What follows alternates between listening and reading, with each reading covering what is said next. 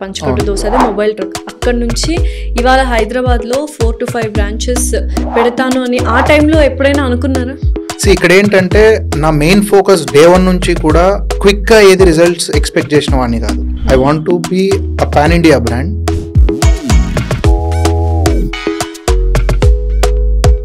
For example director Rajamouli గారి దగ్గర నుంచి పొలిటీషియన్ వెంకయ్య నాయుడు వరకు ప్రతి ఒక్కరు పంచకట్టు దోశలు తిన్నారు, అక్కడ నుంచి ఫోటో కూడా పెడుతున్నారు.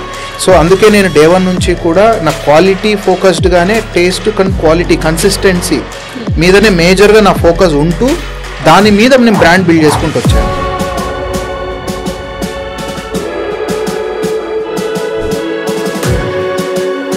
ఎక్స్పీరియన్స్ అనే వాళ్ళని నేను అసలు తీసుకోను, ఆల్ న్యూ. ఎందుకు అని అంటే రీజన్ చెప్తాను.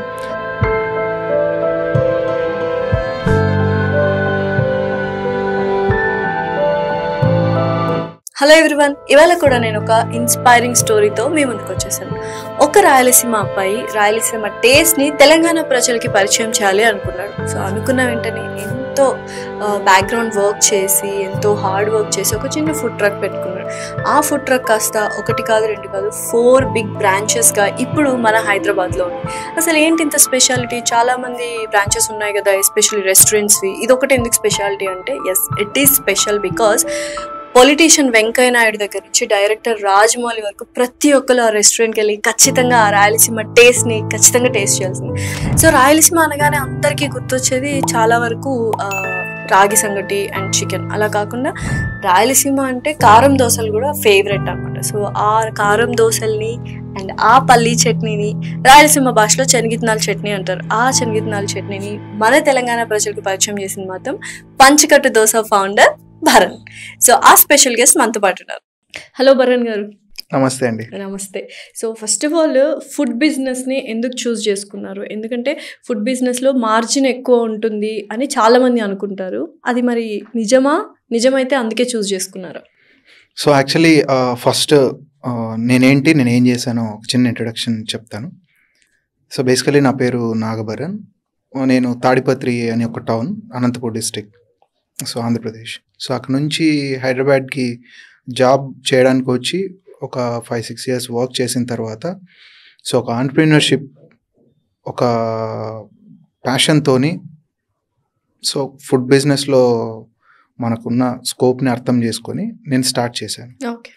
సో పంచకట్టు దోశ ఏంటంటే అథెంటిక్ రాయలసీమ బ్రేక్ఫాస్ట్ బ్రాండ్.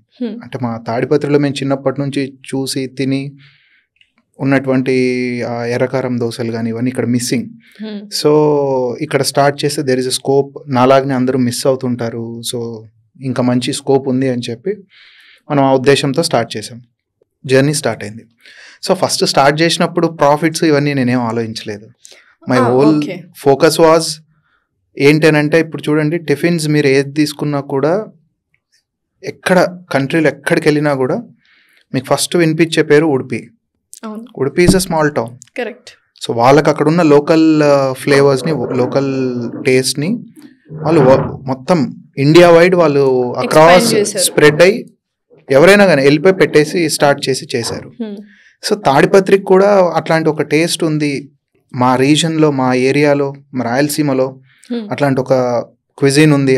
దాన్ని మనం ఎందుకు ఎక్స్ప్లోర్ చేయకూడదు, మనం ఎందుకు దాన్ని ఇక్కడ ఇంట్రడ్యూస్ చేసి పెద్దగా దాన్ని కూడా క్రియేట్ చేయొచ్చు కదా అనే ఒక స్కోప్, ఒక విజన్తోని నేను స్టార్ట్ చేశాను. అంటే ఫస్ట్లో నాకు ప్రాఫిట్స్ ఎంత వస్తాయి ఏంటి ఇదంతా నేను ఆలోచన చేయలేదు. మై హోల్ ఫోకస్ వాజ్ ఆ టేస్ట్ని ఇక్కడ ఎలా తీసుకొని రావాలి, ప్రజల్లోకి ఎలా తీసుకెళ్ళాలి, ఒక బ్రాండ్ని ఎలా బిల్డ్ చేయాలి. సో ఇట్స్ ఈ మనీ ఇదంతా లేటర్ ఆన్ అది ఆటోమేటిక్గా మనం సక్సెస్ అయితే ఆటోమేటిక్గా వస్తుంది. It's by product. సో నా ఎఫర్ట్స్ అంతా కూడా brand building and the consistent టేస్ట్ని, క్వాలిటీని మనం ప్రజలకి ఎలా అందించాలి. So brand building is a core important thing, brand building.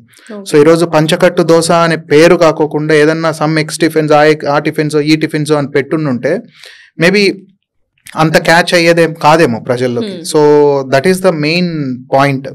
So అంటే బ్రాండ్ ఒక నువ్వు పంచకట్టు దోశలో దోశ తింటున్నావు అంటే ఇట్స్ నాట్ జస్ట్ దోశ.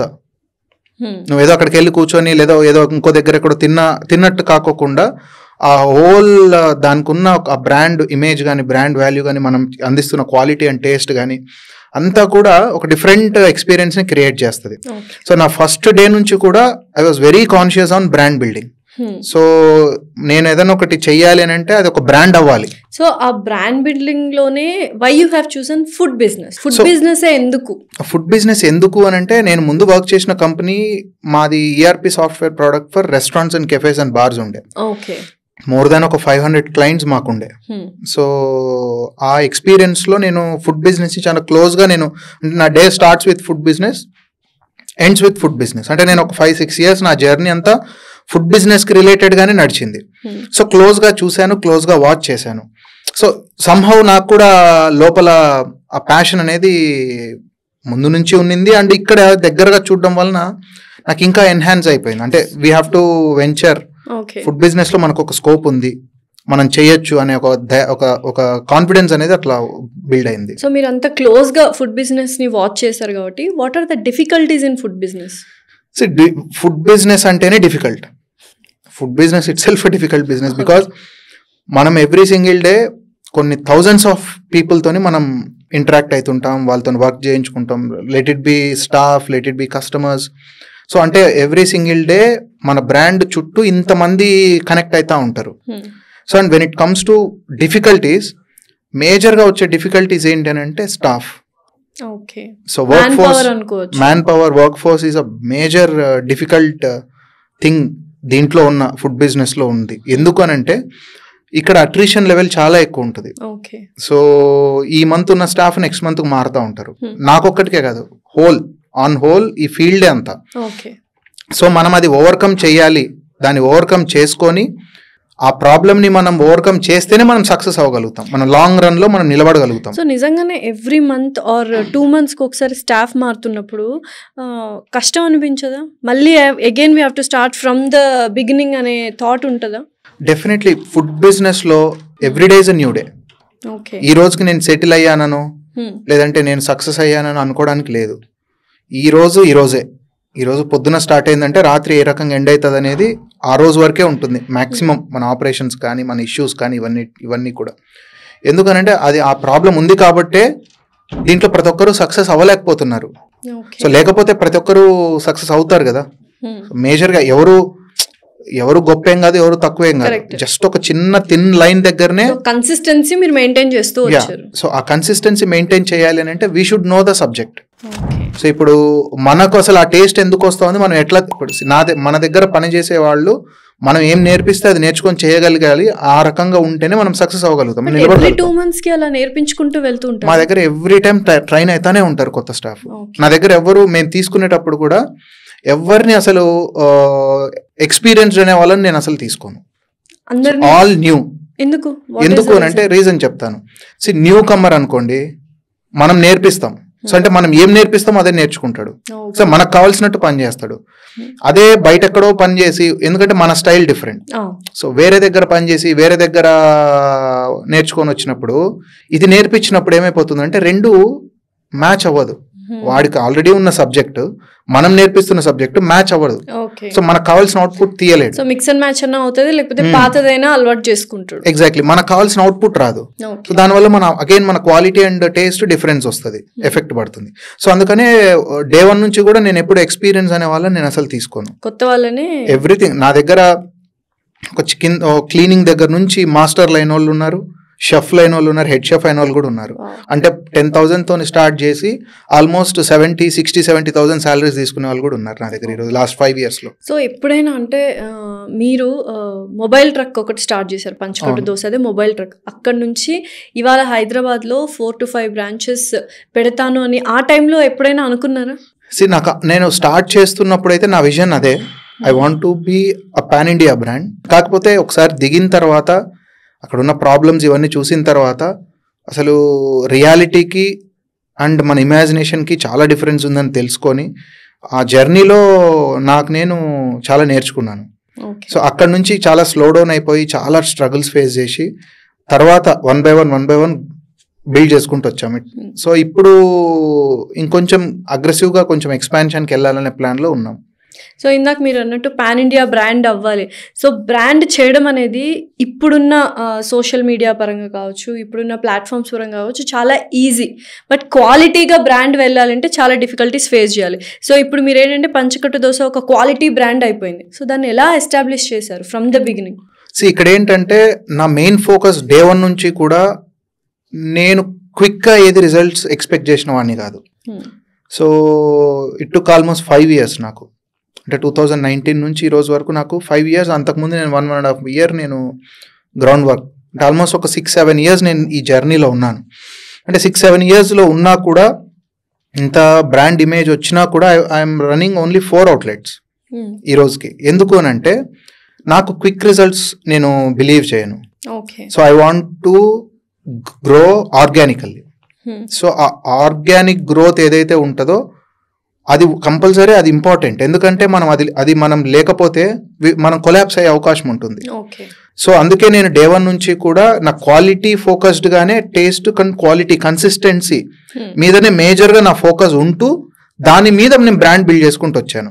అంటే నా మెయిన్ మాకు బాగా ఉన్నది ఏంటి, మైలేజ్ ఇచ్చింది ఏంటి అని అంటే వర్డ్ ఆఫ్ మౌత్. ప్రజలే తిన్నాక ఇక్కడ బాగుంటుందని వాళ్ళ ఫ్రెండ్స్ అండ్ ఫ్యామిలీని వాళ్ళే తీసుకొని వచ్చి మమ్మల్ని మనకు సపోర్ట్ చేశారు.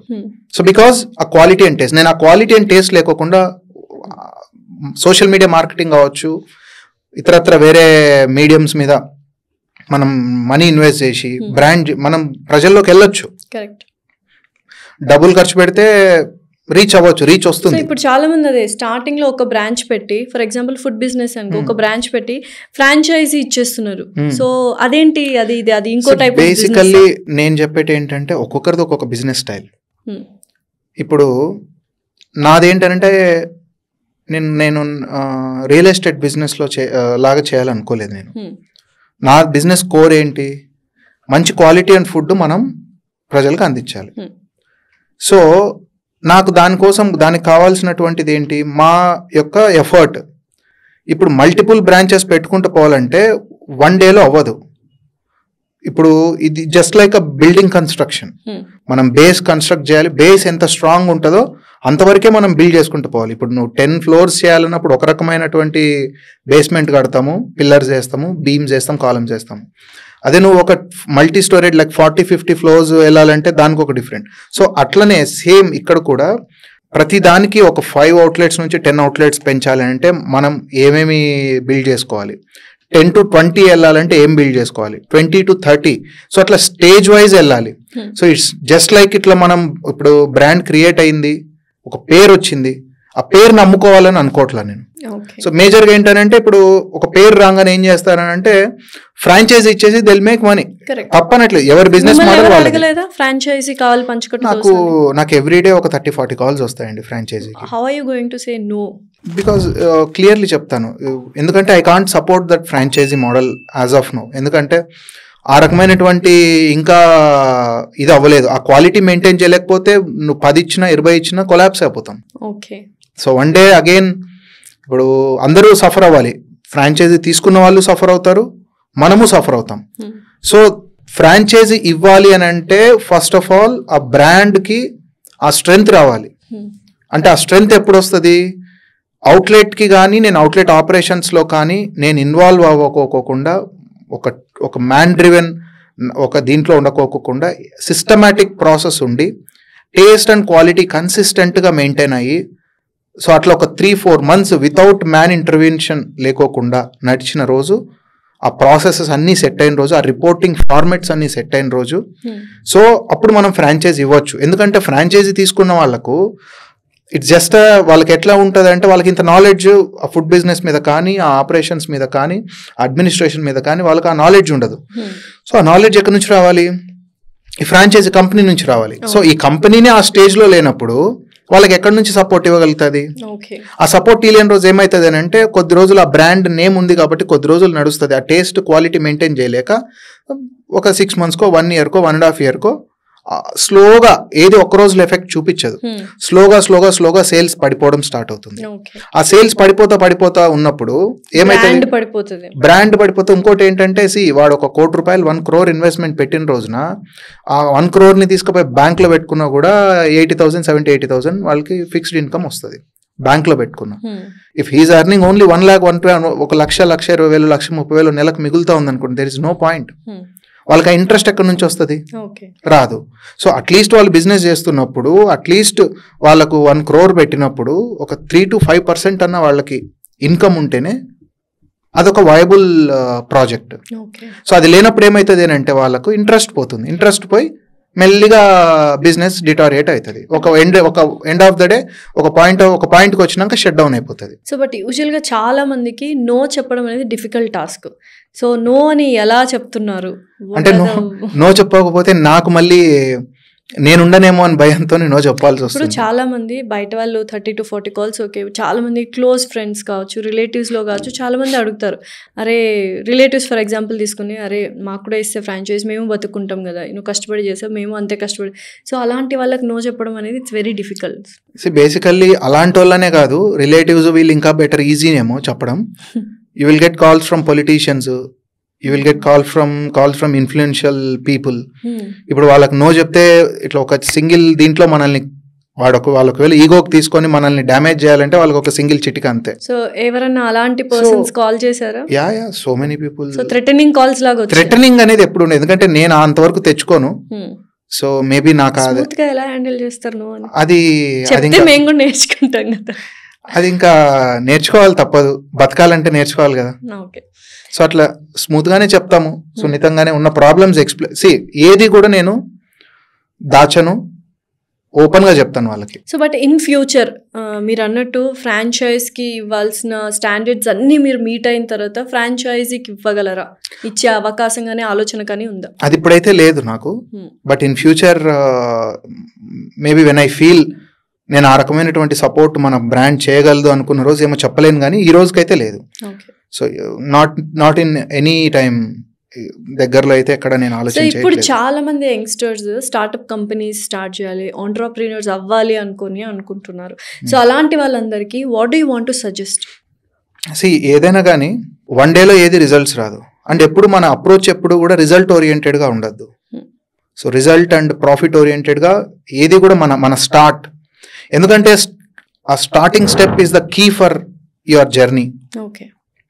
మనం ఎప్పుడైనా కూడా ఇవన్నీ ఒక సర్కిల్ దగ్గర మల్టిపుల్ రోడ్స్, నువ్వు ఏ రోడ్ తీసుకుంటే నువ్వు డెస్టినేషన్కి వెళ్తావు అనేది మనం తెలుసుకోవాలి. బట్ బిజినెస్ స్టార్ట్ చేయడం అంటేనే మనము ప్రాఫిట్ రావాలి, లాస్ అనేది ఆలోచించరు, ఫస్ట్ ప్రాఫిట్ రావాలి కాబట్టి బిజినెస్ స్టార్ట్ చేస్తాం అనుకుంటారు. ఆ థాట్ కానీ ఆ థాట్ ప్రాసెస్ కానీ రాంగ్ అంటారా? That is completely wrong. Okay. So ఎందుకంటే బిజినెస్ అంటేనే ప్రాఫిట్ కాదు, బిజినెస్ అంటే ఒక ప్రాసెస్. సో అంటే ఆ ప్రాసెస్లో ప్రాఫిట్ అనేది ఒక బై ప్రోడక్ట్ అంతే. So what is your purpose of starting Panchakattu? అదే చెప్తున్నా కదా, నా పర్పస్ ఆఫ్ ప్రతి ఒక్కరికి కూడా మనీ ఈజ్ ఎండ్ గోల్. డబ్బులు లేకుండా మనం బ్రతకలేం, మనం చేసేదంతా కూడా డబ్బులే. బట్ మన అప్రోచ్ అంతా కూడా ఆ మనీ టువర్డ్స్ ఉన్నదంటే మనం ఎప్పటికీ రీచ్ అవ్వలేము. మన అప్రోచ్ అంతా కూడా క్వాలిటీ ఫుడ్ బిజినెస్ లో అయితే క్వాలిటీ అండ్ టేస్ట్, కన్సిస్టెన్సీని ఎలా మెయింటైన్ చేయాలి. సో అప్రోచ్ ఎప్పుడు మనది ఆ డైరెక్షన్ లో ఉంటే కనుక డెఫినెట్లీ మనం మంచి క్వాలిటీ ప్రోడక్ట్ ని మనం ప్రజలకు అందిస్తాం. సో ఎప్పుడైతే మనం మంచి క్వాలిటీ ప్రోడక్ట్ ని ఫుడ్ ని మనం ప్రజలకు ఇస్తున్నప్పుడు మోర్ నెంబర్ ఆఫ్ పీపుల్ మన ఫుడ్ ని టేస్ట్ చేయడానికి వస్తారు, ఆటోమేటిక్ గా డబ్బులు అనేది వస్తుంది.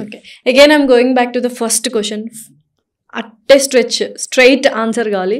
ఫుడ్ బిజినెస్ లో మార్జిన్ ఎక్కువ ఉంటుందంట, నిజమా అబద్ధమా? ఫుడ్ బిజినెస్ లో చెప్తున్నా కదా, ఒక్కొక్కరిది ఒక్కొక్క ఫిలాసఫీ, ఒక్కొక్కరిది ఒక్కొక్క ప్రాఫిట్ మార్జిన్స్ ఉంటాయి.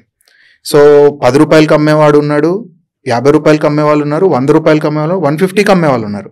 నాకు అదే డౌట్, జనరలైజ్ చేసి మనము ఫుడ్ బిజినెస్ లో 30% మార్జిన్ ఉంటుంది, 40%. ఇట్ డిపెండ్స్ ఆన్ మనం ఏ క్వాలిటీ రా మెటీరియల్ ఏ కాస్ట్ లో కొంటున్నాము, ఎంతకు అమ్ముతున్నాము, మన ఓవర్ హెడ్స్ ఏంటి.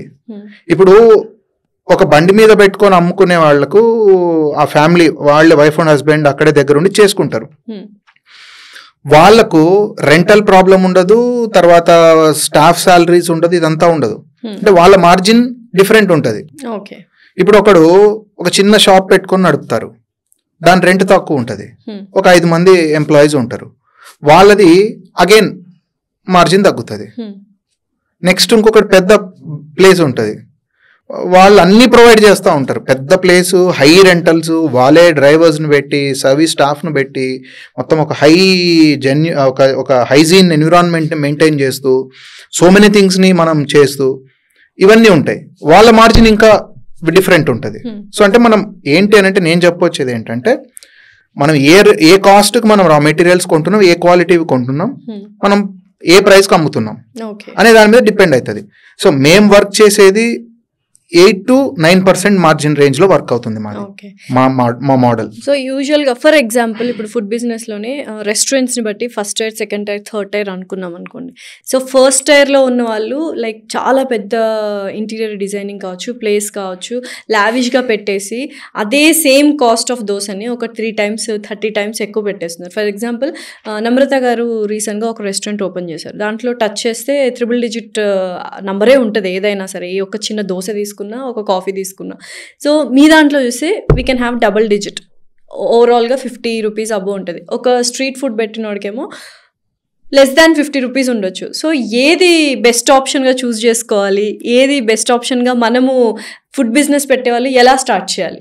లైక్ అట్టే స్ట్రెచ్ పెద్దది వెళ్ళిపోవాలా, లేకపోతే మేజర్గా మెల్లగా మెలకులు నేర్చుకుంటూ బిజినెస్ ఏంటి, ఫుడ్ బిజినెస్ ఎలా ఉంది అని from the starting, irrespective of money ఎక్కువ ఉండొచ్చు, తక్కువ ఉండొచ్చు. సో ఇక్కడ ఏంటనంటే అట్లా మనం జనరలైజ్ చేయలేం, కానీ ఒక్కొక్కరిది ఒక్కొక్క డిఫరెంట్ అప్రోచ్. సో నేను మళ్ళీ అదే చెప్తున్నాను, ఎందుకంటే ఇప్పుడు ఒకరి దగ్గర డబ్బులు ఉంటాయి, బ్యాకప్ ఉంటుంది, మంచి వెల్ ఆఫ్ ఉంటారు, వాళ్ళకి ఏముంటుంది బిజినెస్ స్టార్ట్ చేయాలనే కోరిక ఉంటుంది, వాళ్ళు దే కెన్ పుట్ మనీ, అది పెద్ద రిస్కీ కాదు వాళ్ళకి. బట్ ఒక నాలాంటోడు ఉంటాడు, ఏమి ఉండదు, వచ్చుంటాం, చేయాలనేది ఉంటుంది, మనం అంత పెట్టలేము. సో మనదేంటి, చిన్నగా ఏదో మన దగ్గర ఉన్నంతలో పెట్టుకొని చిన్నగా చేసుకొని నేర్చుకొని, ఎందుకంటే బిజినెస్ ఎక్స్పోజర్, బిజినెస్కి కావాల్సినది కొన్ని థంబ్ రూల్స్ ఉంటాయి.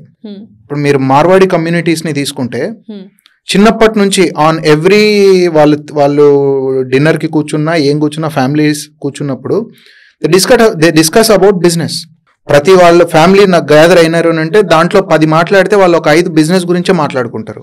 సో బ్లడ్ లోనే బిజినెస్ ఉండాలి, లేకపోతే కష్టం అని అంటారు. అట్లా అంటే అది బ్లడ్ లో ఉండడం మీద అంతా ఊరికేదో మన కోసం చెప్పుకుంటాం, కానీ అదే చెప్తున్నా కదా, ఇప్పుడు అది ఎక్కడి నుంచి వస్తుంది? ఇప్పుడు నేను చిన్నప్పటి నుంచి ఏం విని ఏం నేర్చుకుంటానో నా పేరెంట్స్ నుంచి, లేదంటే నా సరౌండింగ్స్ నుంచి అనేది నా మీద ఇన్ఫ్లుయెన్స్ చూపిస్తుంది. సో ఈ కమ్యూనిటీస్లో, బిజినెస్ కమ్యూనిటీస్లో ఏముంటుంది అని అంటే వాళ్ళు ఇప్పుడు 10 మాటలు 10 మాటలు మాట్లాడితే ఒక 5 మాటలు బిజినెస్ గురించి డిస్కషన్స్ అవుతాయి విత్ ఇన్ ద ఫ్యామిలీ కావచ్చు. దాంట్లో అప్పుడు నెక్స్ట్ జనరేషన్ పిల్లలు చిన్నప్పటి నుంచి వింటా ఆ కష్టాలనో, లేదంటే ఆ మెలకువలనో, ఆ ట్రిక్స్నో, ఆ బిజినెస్ టాక్టిక్స్ను వింటా ఏమైపోతుంటే వాళ్ళకి ఇన్బిల్ట్ వాళ్ళకి కొన్ని బై నేచర్ వచ్చేస్తాయి. సో ఇప్పుడు మాలాంటి వాళ్ళకి ఏమవుతుంది, మాకు ఆ ఎక్స్పోజర్ ఉండదు, మేము ఎంతసేపు ఉన్నా మేము పడాలి, నేర్చుకోవాలి, ముందుకు పోవాలి. సో ఆ స్కిల్స్ బై నేచర్ మీకు రావు, you have to learn with your experiences. So అంటే అక్కడ ఏమైపోతుంది అని అంటే దానివల్ల ఏమవుతుంది, మనకు పడతాము, నేర్చుకుంటాం, లేస్తాము. సో ఇక్కడ వీళ్ళకి ఏమొస్తుంది అని అంటే కొన్ని బిజినెస్ సపోర్ట్ ఉన్న వాళ్ళకి కొంతవరకు అవి ముందే తెలుస్తాయి. అంటే మనం ఆ డైరెక్షన్ లో వెళ్తే మనకు ఆ ప్రాబ్లం వస్తుంది, ఎందుకంటే వాళ్ళకి ఆల్రెడీ ఆ ఎక్స్పీరియన్స్ ఉంది. ఇప్పుడు నన్ను అడిగితే, ఇప్పుడు నాకు ఈ ఎక్స్పీరియన్స్ ఉంది కాబట్టి నేను నా వాళ్ళకి చెప్తాను, అరే బాబు మనం ఇట్లా చేయకూడదురా, ఇట్లా పోతే మనకి ఇది ఇబ్బంది అవుతుంది నాన్న, ఇది వద్దు అనుకుంటే మనకు చెప్పేదానికి మనం కొన్ని చూసాం ఆల్రెడీ. సో కాబట్టి అది డిఫరెన్స్ ఉంటుంది. సో కాబట్టి మనం కింద పడి నేర్చుకొని రావాలి కాబట్టి ఇట్స్ అప్ టు దెమ్. కాకపోతే ఏదైనా కానీ మనం ఫస్ట్ నేర్చుకొని మనకు ఆ సబ్జెక్ట్ తరోగా తెలిసినప్పుడే మనం పెద్దగా పోతే బెనిఫిట్. లేదా హ్యూజ్ ఇన్వెస్ట్మెంట్ తోని హ్యూజ్ టాలెంట్ని అక్వైర్ చేసి, ఇప్పుడు సపోజ్ ఒక రెస్టారెంట్ ఇప్పుడు పెడుతున్నాం, ఒక 2-3 crores ఇన్వెస్ట్మెంట్ పెడతారు. సో 2-3 crores ఇన్వెస్ట్మెంట్ పెడుతున్నప్పుడు ఒక హై టాలెంట్ని ఆల్రెడీ వాళ్ళు అక్వైర్ చేసుకుంటారు. సో ఆ జర్నీ అంతా మళ్ళీ పడి మళ్ళీ నేర్చుకొని వచ్చే ఇదంతా కాకుండా ఆల్రెడీ ఆ జర్నీలో ఉన్న టాలెంట్ని తీసుకుంటారు. మేనేజర్స్ని కావచ్చు, లేదంటే ఫ్లోర్ మేనేజర్స్ని కావచ్చు, లేదంటే బిజినెస్ కన్సల్టెంట్స్ని కావచ్చు, వాళ్ళని అక్వైర్ చేసుకుంటారు టాలెంట్ని. So that is one way of doing business. It's all up to మన కెపాసిటీ. సో ఇప్పుడు బిజినెస్ చేయాలి అంటే సింగిల్గా చేయడం బెటరా, లేకపోతే పార్ట్నర్స్ని ఇంక్లూడ్ చేసుకోవడం బెటర్? సో బిజినెస్ ఎలా చేయాలి అని అంటే అది కూడా అగైన్ ఇవన్నీ క్వశ్చన్స్ ఏంటి అని అంటే depends on the individual. For me నాకు కొన్ని డ్రాబ్యాక్స్ ఉంటాయి, కొన్ని ఏరియాస్లో నేను వీక్ ఉంటాను. ఫర్ ఎగ్జాంపుల్ అకౌంట్స్, ఇది నేను అంత అంత నిక్కచ్చిగా పట్టుకొని నేను చేయలేను. దట్స్ వేర్ మై కజిన్, మా బ్రదర్ చంద్రమోహన్ అని ఉన్నారు, ఆయన ఆ సెగ్మెంట్ని మొత్తం ఆయన చూసుకుంటారు. సో ఏమవుతుంది అంటే మన వీక్నెసెస్, మన డ్రాబ్యాక్స్ ఏవైతే ఉంటాయో అవి ఇంకొకరి స్ట్రెంగ్త్ ఉంటాయి. సో అట్లా multiple talents and multiple strengths, multiple people together అయినప్పుడు it will become strong.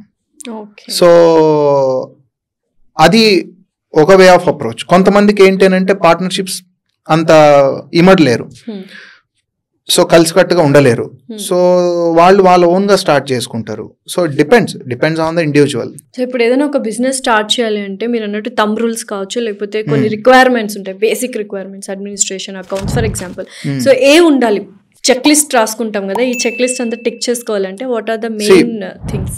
For me నాకు తెలిసినంత వరకు ఏ బిజినెస్ స్టార్ట్ చేయాలన్నా ఫస్ట్ అండ్ ఫార్మోస్ట్ మనం నేర్చుకోవాల్సింది అకౌంటింగ్, బుక్ కీపింగ్. మనం పెట్టే ప్రతి రూపాయి అకౌంటబిలిటీ మన దగ్గర ఉండాలి. మనం అకౌంటబుల్ అవ్వాలి, ఆ అకౌంట్ అనేది మన దగ్గర ఉండాలి. నువ్వు 1 year తర్వాత కూర్చొని లాస్ట్ నేను 12 monthsలో ఎంతెంత ఏ రూపాయి ఎక్కడ ఖర్చు పెట్టాను అంటే మనము పిన్ పాయింట్గా ఆ అకౌంట్ మొత్తం తీసి చూపెట్టగలిగేటటువంటి స్ట్రెంగ్త్ మనకు రావాలి.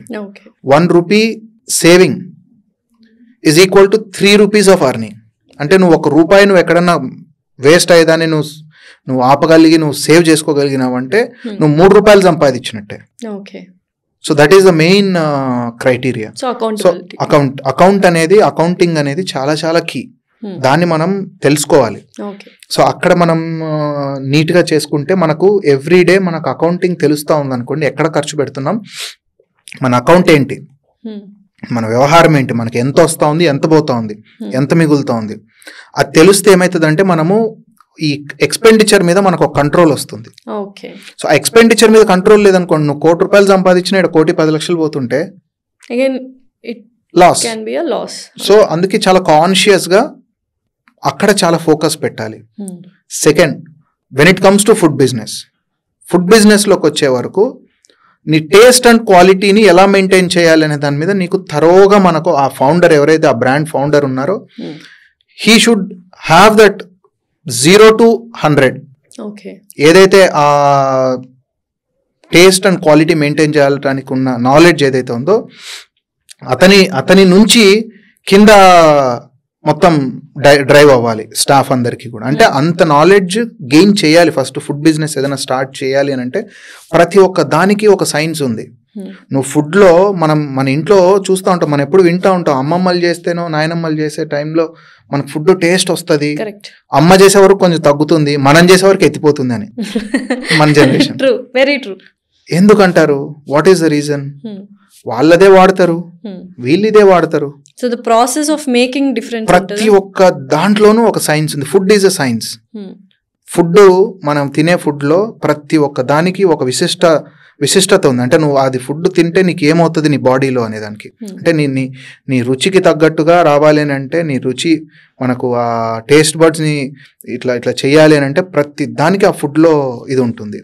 అంటే నువ్వు ప్రతి raw material, quality of raw material, A quality వాడితే ఏం టేస్ట్ వస్తుంది, అది ఎందుకు పర్టికులర్గా ఆ మెటీరియల్నే ఎందుకు ఏ టైప్లో వాడాలి. సో ఇదంతా మీరు స్టార్ట్ చేసినప్పుడు ఇలాంటి వర్క్ షాప్స్ అన్ని నేర్చుకున్నారా? సో ఇదంతా కూడా నేను చాలా ప్రయత్నం చేశాను, అప్పుడు నేర్చుకున్నాను. అండ్ ఓవర్ పీరియడ్, అది ఒక రోజులో వచ్చింది కాదు, over period day by day ఇష్యూస్ని, ప్రాబ్లమ్స్ని చూసి దాని మీద మనం యాక్ట్ చేస్తూ, దాని మీద మళ్ళీ మనము రియాక్ట్ చేస్తూ, నేర్చుకొని రెక్టిఫికేషన్స్ చేసుకొని మనం నేర్చుకోవడం జరిగింది. సో అట్లా మనకు సబ్జెక్ట్. సో బిజినెస్లో సెటిల్ అయిపోయావు, బిజినెస్లో రెస్పాన్సిబిలిటీ తీసుకొని ఫుల్ఫిల్ చేసావు, లైఫ్లో ఎప్పుడు సెటిల్ అవుతావు? ఐ మీన్ టు సే పెళ్ళి ఎప్పుడు చేసుకుంటావు? పెళ్ళి ఎప్పుడు చేసుకుంటానా? పెళ్ళి చేసుకోవాలంటే భయం. ఎందుకంటే పొద్దున్న లేచిన దగ్గర నుంచి ఫోన్ కాల్స్ ఎట్లా వస్తాయంటే, సార్ आज डोसा बराबर नहीं आया, सर आज इडली का प्रॉब्लम आया, सर आज ये प्रॉब्लम, सर ये प्रॉब्लम. పొద్దున్న లేచిన దగ్గర నుంచి కస్టమర్స్ కాల్స్ ఇవన్నీ ఇట్లనే ఉంటాయి. దాంతోపాటు మా పిల్లని కూడా ఇస్తాం, ఇంత పంచకట్టు దోశ బ్రాండ్ అయిపోయింది అని చెప్పేవాళ్ళు కూడా. దోశ వ్యాపారం చేసుకున్నానికి ఎవరండి పిల్లనిచ్చేది? నిజంగా ఇప్పుడు అట్లా అంటున్నారా? దోశ వ్యాపారం చేసుకుని మరి అంతే కదా, దోశ వ్యాపారం ఎప్పటికైనా దోశ వ్యాపారం లాగానే చూస్తారు కదా.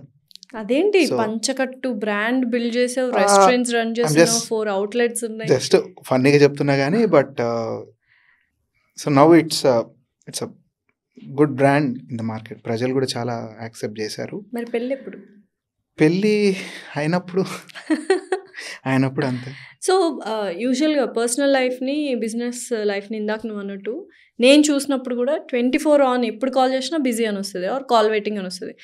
పర్సనల్ స్పేస్ అనేది ఎలా ఉంటుంది, పర్సనల్ లైఫ్ ఎలా ఉంటుంది ఇటువంటి బిజీ సక్సెస్ఫుల్ బిజినెస్ పీపుల్కి? అంటే నాదేమంతా కాంప్లికేటెడ్ ఏమి ఉండదు, ఎందుకంటే my life is so simple. So నేను ఎక్కువ ఇన్వాల్వ్ అవ్వను ఎందులోను. అవుట్లెట్, ఆఫీస్ లేదా కిచెన్, అది నా వర్క్ స్పేస్. లేదంటే జిమ్, మంచిగా కొంచెం అక్కడనే నేను రిలాక్స్ అవుతాను, ఫ్రెండ్స్ని కలుస్తాను. సో అక్కడ అది. సో బేసికల్లీ ఇంకా నా లైఫ్లో పెద్ద కాంప్లికేషన్స్ ఏమి ఉండవు, సింపుల్ అంతే. నేను పెద్ద వెయిట్ మీద ఇంకా వేరే వాటి మీద ఎక్కడ నేను. సో లైఫ్లో అమ్మాయి లేదు కాబట్టి కాంప్లికేషన్స్ లేవంటున్నావు? ఎందుకులేండి, ఇది నేను చెప్తే మళ్ళీ నాకు ఉమెన్ ఆర్గనైజేషన్స్ అని నా మీద పడతాయేమో మళ్ళీ. వద్దు. బట్ ఎందుకో ఇంకా అంత నాకు కుదరలేదు అంతే. సో యూజువల్గా పంచకట్టు స్టార్ట్ చేసినప్పుడు, పంచకట్టు దోశ స్టార్ట్ చేసినప్పుడు ఇనీషియల్ మిస్టేక్స్ కొన్ని చేస్తుంటావు. అరే ఇది చాలా పెద్ద బ్లండర్ మిస్టేక్ చేసేసాను, ఇలా చేసి ఉండకపోయింటే బాగుండే. సో ఇప్పుడు ఆ మిస్టేక్స్ నువ్వు చెప్తే ఏంటంటే people who will start business, especially food business, వాళ్ళకి కొంత యూస్ఫుల్ అవుతుంది. So what are the initial mistakes you have done when you have started Panchakattu Dosa? ఆ రోజు పంచకట్టు దోశ స్టార్ట్ చేసిన రోజు నాకు అవి మిస్టేక్స్ అని తెలియదు, బికాజ్ అప్పటికి మనకు అంత ఎక్స్పోజర్ లేదు, నాలెడ్జ్ లేదు. సో నేను చాలా ఇనీషియల్గా మిస్టేక్స్ చేశాను, దానివల్ల నేను చాలా సఫర్ అయ్యాను, హ్యూజ్ లాసెస్ ఫేస్ చేశాను. సో దాని నుంచి అగైన్ నేను నేర్చుకొని మళ్ళీ మూవ్ ఆన్ అయ్యి మళ్ళీ సెటిల్, మళ్ళీ ఒక్కొక్కటి ప్రాబ్లమ్స్ని సాల్వ్ చేసుకుంటూ పోయాను. ఫస్ట్ నేను చేసినప్పుడు ఇనీషియల్గా నేను ఒక ఫుడ్ బిజినెస్ అనగానే, ఫుడ్ బిజినెస్ నాకు అప్పటి వరకు రెస్టారెంట్స్ అన్నీ ఇంత అవగాహన ఉన్నా ఏమున్నా కూడా when it comes to operations, అసలు ఆపరేషన్స్ ఎట్లా ఉంటుంది, ఎలా చేయాలి అనే దాని మీద నేను ఎక్కువ ఫోకస్ పెట్టలేదు ఆ రోజు. సో ఆపరేషనల్ ఇష్యూస్ అనేవి చాలా ఉన్నాయి. Operational issues are the major issues. So ఆ నాలెడ్జ్ లేక నేను ఫుడ్ ట్రక్ తోని స్టార్ట్ చేశాను. So what are the operational issues? So అదే చెప్తున్నా, నేను స్టార్ట్ చేయడం ఒక ఫుడ్ ట్రక్ తోని స్టార్ట్ చేశాను. సో ఫుడ్ ట్రక్ కాన్సెప్టే అది, it's not a successful and viable concept for person like me. So ఎవరైనా ఒక వైఫ్ అండ్ హస్బెండ్ లేదా వాళ్ళే అక్కడ ఉండి చేసుకొని, వాళ్ళే ఆటో తోలుకొని వెళ్ళి అక్కడ పెట్టుకొని నడుపుకొని చేస్తారు అంటే వాళ్ళకు ఈ రెంటల్ ఇవన్నీ ఎక్స్పెండిచర్స్ తగ్గుతాయి, ఇవన్నీ ఉంటాయి. అండ్ సో మెనీ ప్రాబ్లమ్స్ ఉంటాయి ఫుడ్ ట్రక్లో కూడా. జిహెచ్ఎంసీ అథారిటీస్ వస్తాయి, పర్మిషన్స్ ఉండవు, మనం తీసేయమంటే తీసేయాలి, వర్షాలు పడిన రోజు కంప్లీట్ గాన్ కేసు ఉంటుంది. బిజినెస్కి ఎప్పుడు కూడా కన్సిస్టెన్సీ ఇంపార్టెంట్.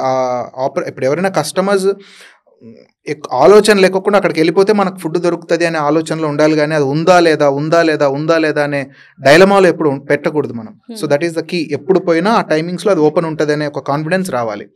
సో నేను ఫుడ్ ట్రక్తోని స్టార్ట్ చేయడం వల్ల ఫుడ్ ట్రక్ ప్లస్ కిచెన్, ఒక కిచెన్ చిన్నది తీసుకొని ఉంటున్నప్పుడు, బికాస్ ల్యాక్ ఆఫ్ నాలెడ్జ్, అసలు ఆ ఇన్ఫ్రాస్ట్రక్చర్ని ప్రాపర్గా బిల్డ్ చేసుకోకుండా నేను బిల్డ్ చేయాలని చూశాను. సో అక్కడ నేను మేజర్ ఫెయిల్యూర్ చూశాను.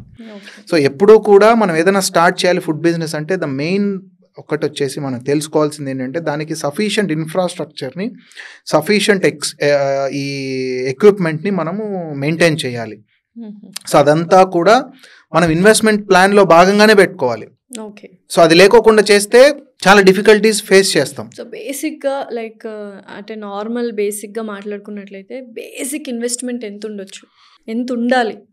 So it depends on the size of the outlet and మనము ఎలాంటి ఎక్స్పీరియన్స్ని క్రియేట్ చేస్తున్నాం అనే దాని మీద డిపెండ్ అవుతుంది. Ranges from 20-30 lakhs, 10 lakhs, 20 lakhs నుంచి కూడా స్టార్ట్ చేస్తారు. చిన్న ప్లేస్ తీసుకొని చిన్నగా. Depends on the size. మనం ఎట్లాంటిది స్టార్ట్ చేయాలి. ఇప్పుడు ఒక ప్రాపర్గా ఒక కిచెన్ సక్సెస్ఫుల్గా నడవాలి అని అంటే నీకు రోజుకు ఒక 1000 వాకిన్స్ అవుతున్నప్పుడు ఒక కిచెన్ లేఅవుట్ అనేది మనకు చాలా ఇంపార్టెంట్. కిచెన్ ప్రాపర్ సెటప్ ఉండాలి. సో అంటే కనీసం అంటే ఒక 2000-2500 SFT కిచెన్ అనేది మ్యాండేటరీ.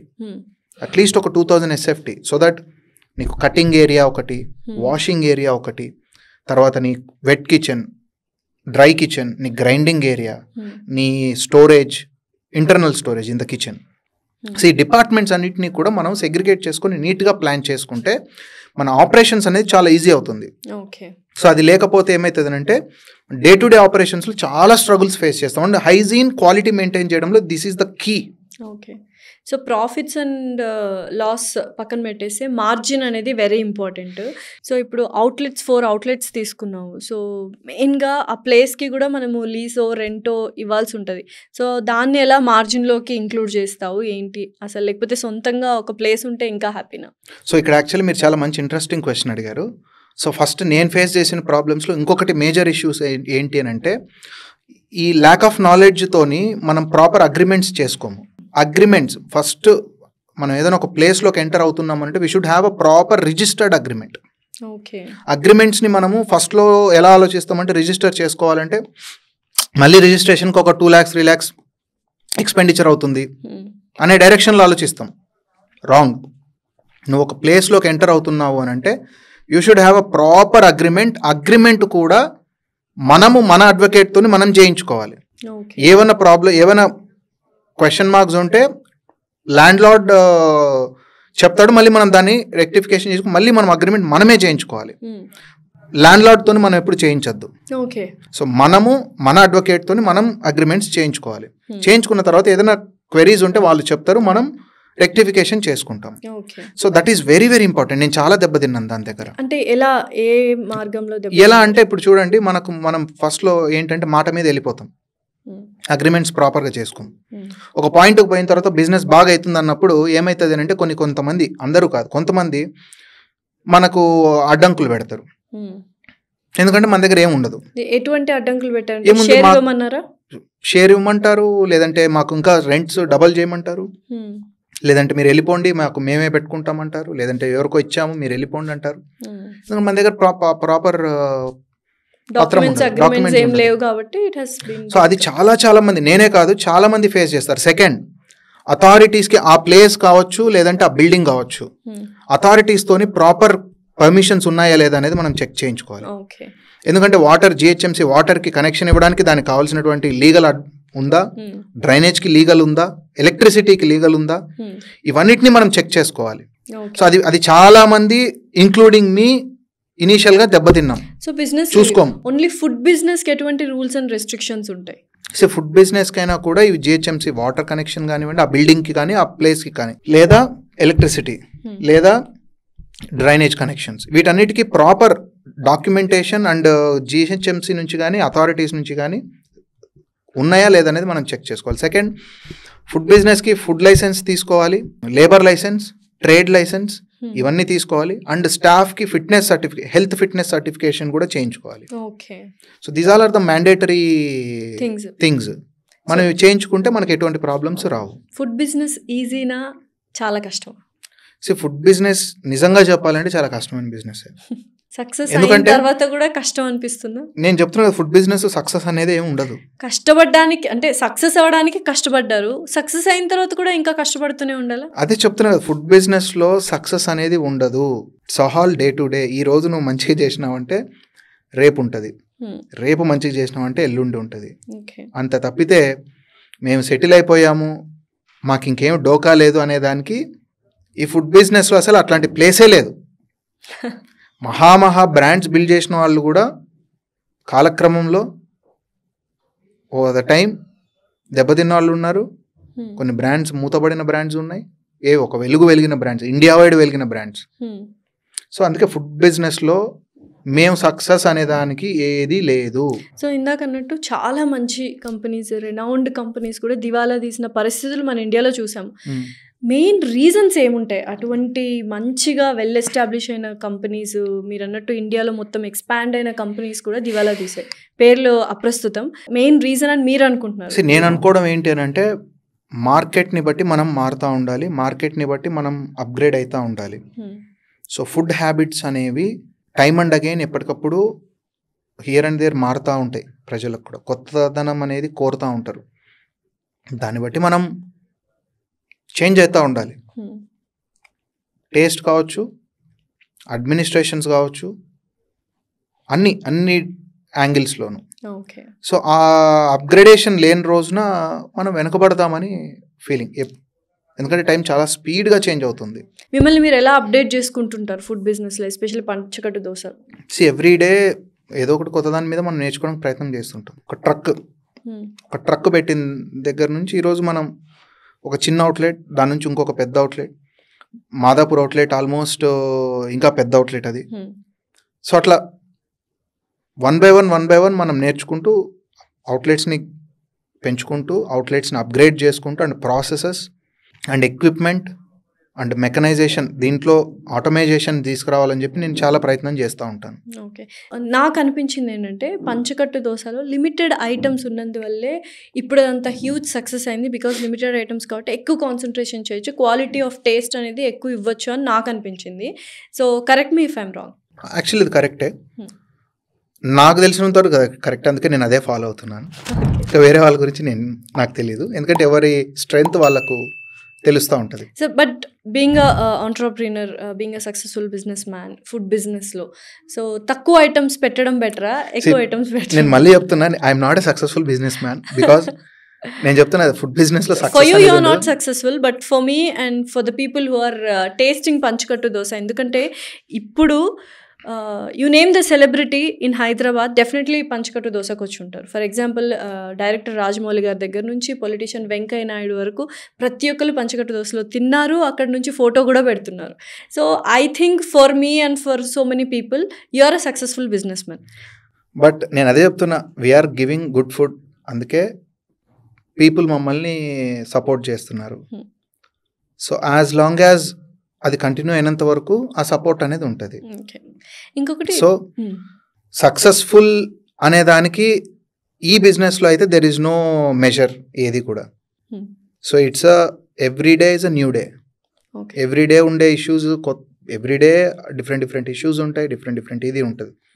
మనం సక్సెస్ అయ్యామనుకోవడానికి లేదు. సో మీ దగ్గరికి యంగ్స్టర్స్ వచ్చి అన్నా మేము ఇట్లా ఫుడ్ బిజినెస్ పెట్టాలనుకుంటున్నాము, వాట్ డూ యూ సజెస్ట్, పెట్టాలా వద్దా అంటే what do you want to say? నేనైతే ఫస్ట్ ఫుడ్ బిజినెస్ పెట్టాలి అనుకున్నప్పుడు నేను చెప్పేది ఏంటంటే, ఫస్ట్ ఒక 3 క్వశ్చనర్స్ నేను మీకు మీరు వేసుకోండి అని అంటాను. What are the questions?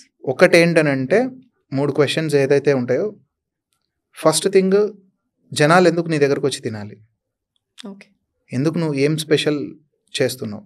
Second, ఇంతమంది ఫెయిల్యూర్ బిజినెసెస్ ఉంటాయి ఫుడ్ బిజినెస్లో కూడా, వాళ్ళందరూ ఎందుకు ఫెయిల్యూర్ అయినారో చెక్ చేయండి అని చెప్పి, అక్కడ నుంచి మన రీసెర్చ్ ఎప్పుడు కూడా ఆ ఫెయిల్యూర్ నుంచి స్టార్ట్ అవ్వాలి. సో దట్ ఆ మిస్టేక్స్ కానీ ఆ ప్రాబ్లమ్స్ కానీ మనకు తెలిస్తే మనం అవి ఓవర్కమ్ చేయగలుగుతామనే కాన్ఫిడెన్స్ వస్తే మన అప్రోచ్ డిఫరెంట్గా ఉంటుంది.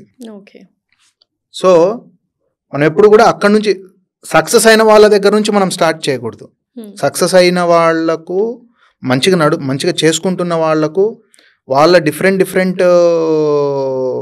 ఉంటాయి, మెథడాలజీస్ ఉంటాయి, అవన్నీ వాళ్ళకే ఉంటాయి. అది మనకు చెప్పినా కూడా అర్థం కావు, అవి అందరికీ సెట్ అవుతాయి అనేది కూడా లేదు. ఎప్పుడైతే ఫెయిల్ అయినా ఉంటాయో అక్కడ నుంచి అయితే మనం ప్రాపర్గా మనకు కేస్ స్టడీ దొరుకుతుంది. ఓకే, సో ఎందుకు అనేది. సో ఇంకొక ఫైనల్ క్వశ్చన్, అసలు ట్రెడిషనల్ బిజినెస్ పీపుల్కి, ఆంట్రప్రీనర్స్కి డిఫరెన్స్ ఏంటి? ట్రెడిషనల్ బిజినెస్ ఎలా ఉంటుంది అని అంటే, దే థింక్ అబౌట్, ఇప్పుడు సపోజ్ ఫర్ ఎగ్జాంపుల్ నేను ఒక కిరాణా షాప్ పెట్టాను. నేను కిరాణా షాప్ పెడితే ఏం చేస్తాను, నా మైండ్ సెట్ ఎప్పుడు ఎట్లుంటుంది అంటే, నేను అక్కడ కూర్చున్నంత వరకే నా బిజినెస్ నడుస్తుంది, నాకేవి మిస్ అవ్వకోకుండా నా బిజినెస్ నాకు నడుస్తుంది అని ఉంటుంది. అండ్ లిమిటెడ్ అంతే. నేను వెళ్తాను, రోజు అక్కడ కూర్చుంటాను, నా వ్యాపారం నేను చేసుకుంటాను, end of the day Galla పెట్టే మూసేస్తాను, నా డబ్బులు నేను తీసుకుంటాను, ప్రాఫిట్స్ ఎంత వచ్చో క్యాల్కులేషన్ చేసి నేను దాన్ని నా సేవింగ్స్కి చేసుకుంటాను. That is the way of traditional business. ఒక ఆంటర్ప్రీన్యూర్ ఎలా ఉంటాడనంటే, ఆంటర్ప్రీన్యూర్ ఎప్పుడు కూడా ఒక పెద్ద స్కేలబిలిటీ గురించి ఆలోచన చేస్తూ ఉంటారు. ఈరోజు suppose I'm doing one place, దీన్ని నేను ఎట్లా 100 ప్లేసెస్ని ఎట్లా 100 అవుట్లెట్స్ని ఎలా చేయాలి, ఆల్వేస్ ఆన్ బెట్టింగ్ బెట్ చేస్తూ ఉంటాడు. సో ఎట్లా చేయాలి, దానికి కావాల్సినటువంటి నాలెడ్జ్ని అక్వైర్ చేయడము, దానికి కావాల్సినటువంటి ఎఫర్ట్ని, దానికి కావాల్సిన టాలెంట్ని టీంలోకి తీసుకోవడము. It's all about scalability. So entrepreneur will think about scalability.